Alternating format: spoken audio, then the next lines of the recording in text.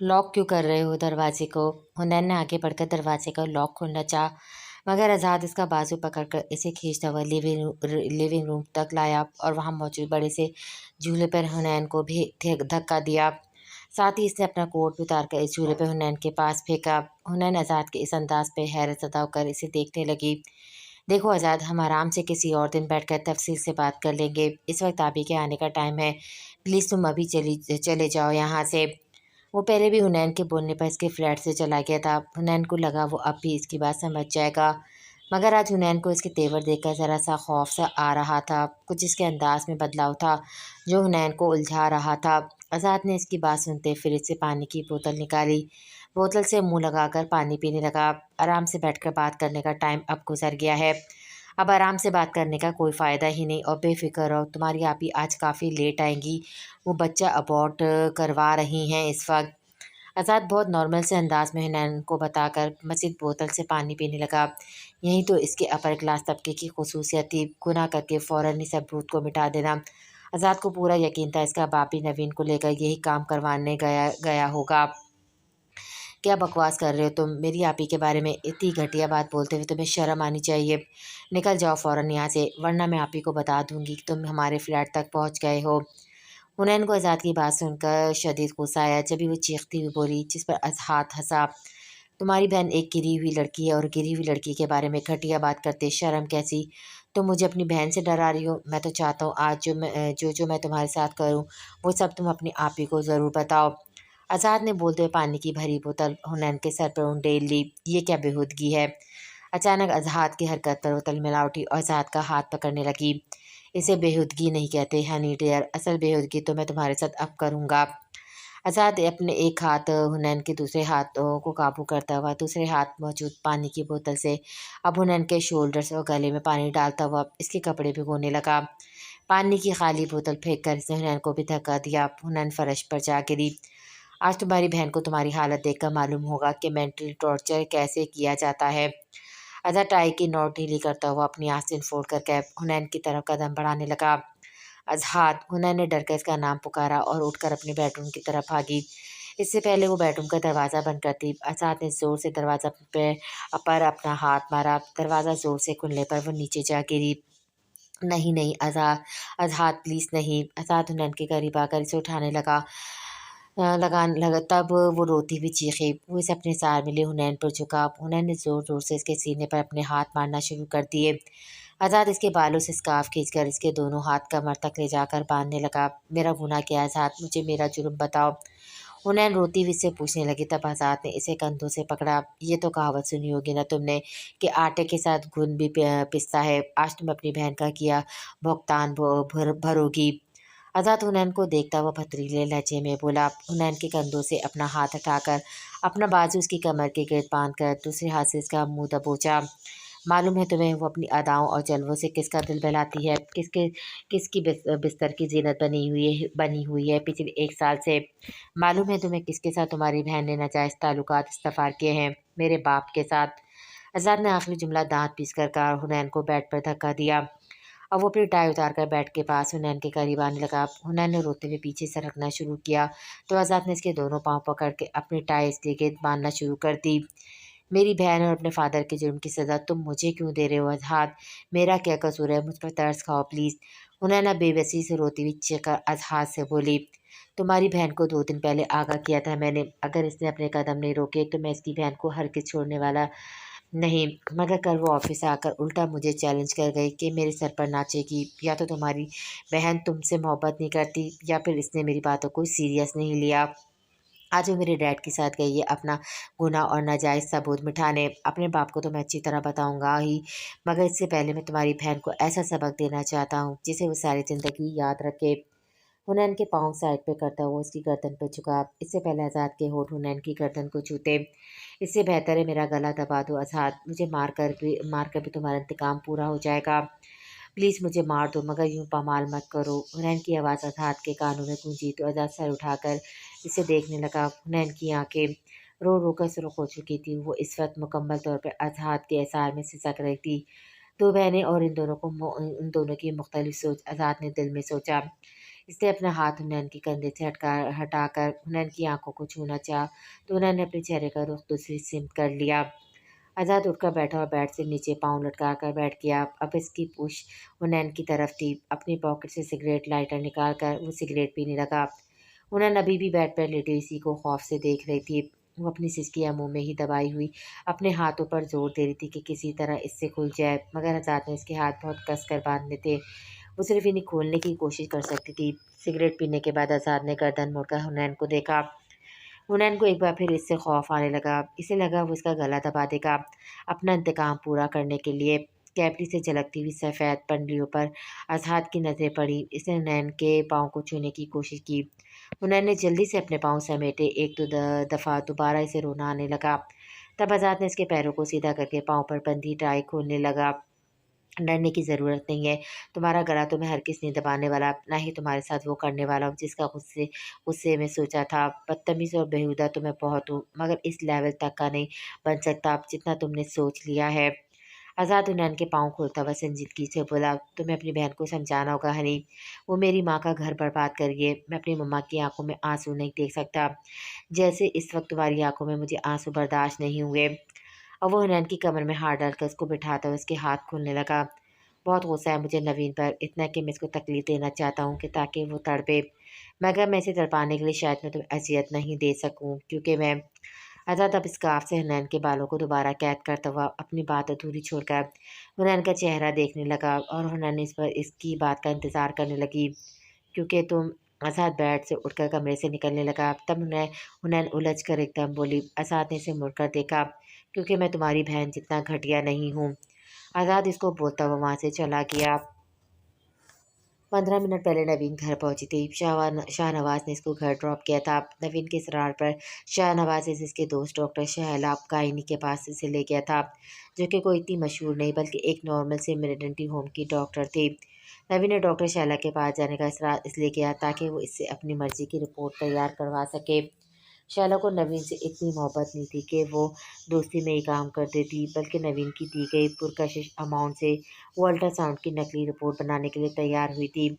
नवीन शाहनवाज के साथ खुश थी। जैसा साल भर से चल रहा था, कम से कम हुनैन की शादी तक ऐसा ही चलता रहता तो अच्छा था, मगर नवीन को बीच में ही अचानक आज़ाद का आना पूरी तरह खला था। वरना सिर्फ इसके और शाहनवाज के बीच आया था, बल्कि इसके और हुनैन के बीच में भी आने की कोशिश कर रहा था, जो कि नवीन बिल्कुल भी बर्दाश्त नहीं कर सकती थी। अपने और अपनी बहन के बीच तो उसे बिल्कुल भी नहीं आने देगी, ये तो तय था, मगर अब नवीन को शाहनवाज की तरफ से भी धड़का लगा रहता था। नवीन ने अपने कदम मज़ीद जमाने के लिए झूठ का सहारा लिया, मगर साथ ही अब वो कुछ आज़ाद को भी पावर करवाना चाहती थी। आज हुनैन ने इसके लिए दरवाज़ा नहीं खोला था। नवीन ने घर में आकर हुनैन के रूम में झाँका। वो रूम की लाइट खुले आंखों पे हाथ रखे लेटी थी। नवीन के 2 बार पुकारने पर भी वो वैसी ही लेटी थी। नवीन इसके रवैये को नोटिस किए बगैर अपने रूम में आ गई और चेंज करने के बाद किचन में जाकर अपने लिए खाना गर्म करने लगी। ऑपरेशन करवा लिया आपने?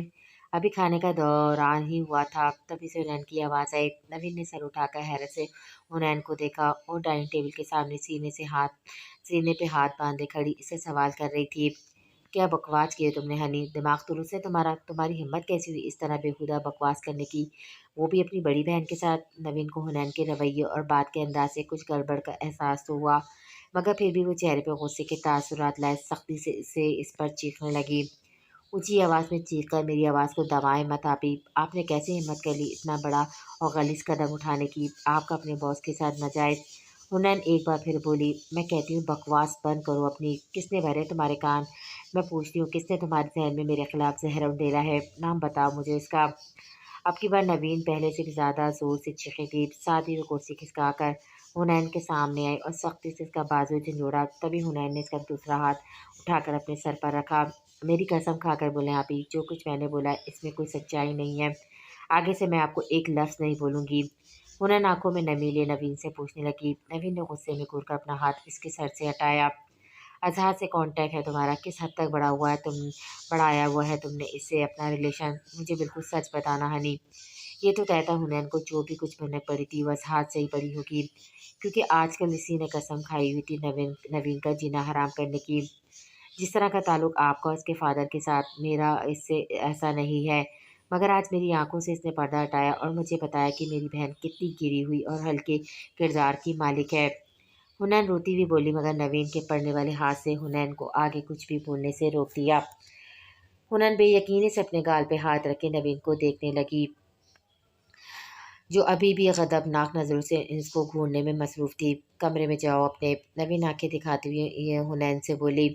हुनैन अभी भी अपनी बहन को देख रही थी। इसकी आंखों में कोई पशेमानी, कोई शर्मिंदगी हुनैन को नज़र नहीं आई। हुनैन का दिल मज़ीद ख़राब हुआ। जाओ, अब की बार नवीन गला फाड़ कर चीखी तो हुनैन खामोशी से अपने कमरे में चली गई। आज़ाद, छोड़ूंगी नहीं मैं तुम्हें। नवीन दिल्ली में बोलती हुए अपने बेडरूम में आ गई और मोबाइल उठा के शाहनवाज को कॉल मिलाने लगी। ओके, मैं इसे पूछता हूँ, मगर तुम टेंशन नहीं लो, डॉक्टर ने तुम्हें टेंशन फ्री रहने के लिए कहा है। शाहनवाज ने नवीन की सारी बात सुनकर इसे तहम्मुल से समझाते हुए कहा। शाहनवाज ने महसूस किया इस वक्त नवीन काफ़ी गुस्से में थी। मैं टेंशन नहीं लूँ शाहनवाज, इस सिचुएशन में, जबकि मेरी छोटी बहन जिसे मैंने पाला है, जो मेरे सामने अपनी ज़बान नहीं खोलती, आज मेरे सामने खड़े होकर मुझसे मेरे और आपके ताल्लुकात का पूछ रही है। शाहनवाज आज़ाद ने इसको ना जाने क्या कुछ बोला है, यहाँ तक कि आपके बेटे ने मुझे मेरी बहन की नज़रों में ये कह गिरा दिया कि मैं अपना बेबी अबॉर्ट करवा कर आ रही हूँ और आप कह रहे हैं कि मैं खुश रहूँ। नवीन अपने कमरे का दरवाज़ा बंद करके मुसलसल कमरे के चक्कर काटती हुई शाहनवाज को बातें सुना रही थी। मैंने तुमसे कहा ना नवीन, मैं इसे जाकर पूछता हूँ, आप रिलैक्स हो जाओ और सोने की कोशिश करो। कल ऑफिस के बाद मैं तुम्हारे पास आऊँगा, फिर हम दोनों मिलकर हुनैन के लिए कुछ डिसाइड करते हैं। शाहनवाज बहुत मुश्किल से उसे ठंडा करते हुए कॉल रख चुका था। लंबा सांस खींचकर वो टेरिस से अपने रूम में आया, जहाँ वजिया बेड पर सो रही थी। एक नज़र इस पर डालकर वो कमरे से निकला और जात के रूम में पहुंचा। कहाँ से आ रहे हो तुम? रॉकिंग रॉकिंग चेयर पर बैठा आज़ाद स्मोकिंग कर रहा था। शाहनवाज ने से सवाल किया। कोमल के रूम में था, अभी थोड़ी देर पहले सोई है वो। आज़ाद शाहनवाज को देखकर पास रखी एश ट्रे में सिगरेट मसलता हुआ बोला, मैं अभी की बात नहीं कर रहा हूँ, ऑफिस के बाद कहाँ गए थे तुम? शाहनवाज ने संजीदा तासुरात के साथ आज़ाद से पूछने लगा, मैंने आपसे पूछा आप ऑफिस में लंच ब्रेक के बाद कहाँ मसरूफ़ थे या क्या कुछ करते फिर रहे थे? वो शाहनवाज के रूबरू आकर बोला, तुम मेरे बाप नहीं हो, मैं तुम्हारा बाप हूँ। क्यों मिलने गए थे तुम हुनैन से और क्या बोला तुमने इसे? शाहनवाज अब आज़ाद को गुस्से में देखकर सख्त लहजे में पूछने लगा, सच्चाई बताइए, मैंने इसे असलियत बताई इसकी बहन की, यही बताया कि तुम्हारी बहन मेरे बाप की कैप्ट है। आज़ाद ने बेखौफी से शाहनवाज की आंखों में आंखें डालकर कहा, आज़ाद। शाहनवाज ने ज़ोर से चीखा, उसका हाथ हवा से फिजा में बुलंद हुआ। आज़ाद अब भी शाहनवाज की आंखों में आंखें डाले से देख रहा था। आपको क्या लगता है मुझे खबर नहीं है आपकी हरकतों की? आज आप जो अजीम काम करने इस थर्ड क्लास लड़की को लेकर मेरी डंटी हो गए थे, शर्म आ रही है मुझे आपको अपना बाप कहते हुए। मैं सिर्फ खामोश हूँ तो अपनी माँ की वजह से। आपकी करतूत इनके सामने लाकर मैं अपनी मम्मा की आंखों में आंसू नहीं देख सकता। अब जबकि बात आपके और मेरे दरमियान खुल गई है, तो आप इसे मेरी दरख्वास्त समझे, ऑर्डर, धमकी, वार्निंग, जो चाहे समझे। आपको अपने ताल्लुकात नवीन मिर्ज़ा से ख़त्म करने होंगे। आज़ाद अब संजीदगी से शाहनवाज को देखता हुआ बोला, नहीं तो क्या कर लोगे तुम? शाहनवाज जो काफ़ी देर से खामोश खड़ा इसकी बातें सुन रहा था, अपने बेटे से पूछने लगा, सिंपल डैड, मैं इसे जान से मार दूंगा। आज़ाद ने बहुत आराम से ये जुमला बोला था, मगर दरवाजे पे वजिया को देखकर इसने अब कुछ भी बोलने से अपने आप को बांध रखा। वजिया व्हील चेयर पर बैठी दोनों बाप बेटों को देख रही थी। आज़ाद के दरवाजे की तरफ देखने पर शाहनवाज ने मुड़कर देखा तो वजिया को दरवाजे पर देखकर एक पल के लिए उसे नजरें चुरा गया। आज़ाद चलता हुआ वजिया के पास आया। आप परेशान मत हो मम्मा, सब ठीक हो जाएगा, मैं सब ठीक कर दूंगा। आज़ाद व्हील चेयर के सामने बैठकर वजिया का हाथ थामता बोला तो वो मुस्कुरा दी। सो जाओ, काफ़ी रात हो चुकी है। वजिया दूसरे हाथ से आज़ाद के बाल पे हाथ फेरती उससे कहने लगी और बहुत सारी नमी आंखों की बजाय अपने अंदर ही उतारी। आज़ाद ने वजिया का हाथ अपने होठों से लगाया, उठकर व्हील चेयर चलाता हुआ इसके कमरे में ले जाने लगा। मैं खुद लेट जाऊंगी आज़ाद, अब जाओ तुम अपने रूम में। आज़ाद ने वजिया को सहारा देना चाहा ताकि उसे बेड पर लेटा दे, तो वजिया मना करती हुई आज़ाद को बोली और मुस्कुराकर उसे अपनी आंखों से यकीन दिलाया। आज़ाद अपने रूम में जाने लगा। तभी शाहनवाज अपने रूम में दाखिल हुआ। आज़ाद शाहनवाज पे एक नज़र डालकर वहाँ से निकल गया। वजिया ने व्हील चेयर से खड़े होने की कोशिश की तो शाहनवाज ने आगे बढ़कर इसे थामना चाहा। मुझे सहारा मत दो शाहनवाज, अब इसकी ज़रूरत नहीं। वजह ने शाहनवाज को बोला। अब वो खुद व्हील चेयर से अपना एक पाँव ज़मीन पर जमा कर साइड टेबल का कोना पकड़ती हुई खुद बेड पर लेटने की कोशिश करने लगी। शाहनवाज खामोश खड़ा से देखता रहा, फिर बोला, वजह मैं आपको बताना चाहता था कि। शाहनवाज ने हिम्मत जमा करके बोलना चाहा, तुम्हें भी अब सोना चाहिए शाहनवाज, रात काफ़ी हो गई है। वजह की बात सुनकर शाहनवाज खामोशी से लाइट बंद करता बेड के दूसरी साइड पर लेट गया। नाम क्या है इसका? शाहनवाज को अंधेरे में वजिया की आवाज़ सुनाई दी। इसने वजिया की तरफ देखा तो वो आंखों पे हाथ रख के लेटी थी। नवीन। शाहनवाज ने वजिया को जवाब दिया। इसे लगा वजिया कुछ और भी पूछेगी, मगर अब वजिया की तरफ से मुकम्मल खामोशी थी।